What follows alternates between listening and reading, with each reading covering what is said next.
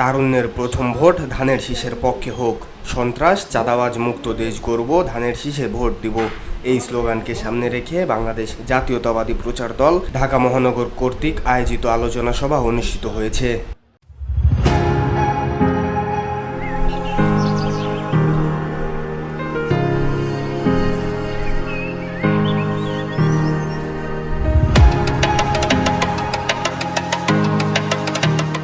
আজ মোহাম্মদপুর চাঁদ উদ্যানে আয়োজিত হয়েছে এই আলোচনা সভা। এ সময় অডিও কলে যুক্ত থেকে সভার প্রধান অতিথি বীর মুক্তিযোদ্ধা আব্দুস সালাম তার কর্মীদের সাথে শুভেচ্ছা বিনিময় করেন।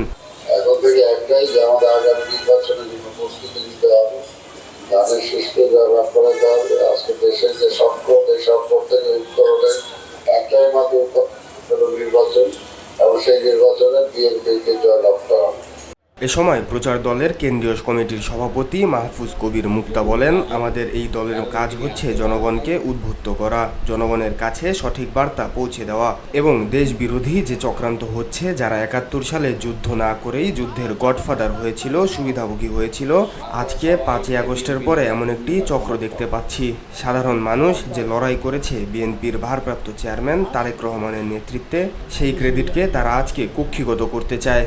আমাদের এই দলের কাজটি হচ্ছে জনগণকে উদ্বুদ্ধ করা, জনগণের কাছে সঠিক বার্তাটি পৌঁছে দেওয়া এবং দেশ বিরোধী যে চক্রান্ত হচ্ছে, আমাদের যারা ৭১ সালে যুদ্ধ না করে যুদ্ধের গডফাদার হয়েছিল, সুবিধাভোগী হয়েছিল, আজকে ৫ই আগস্টের এরকমই একটি চক্রান্ত আমরা দেখতে পাচ্ছি।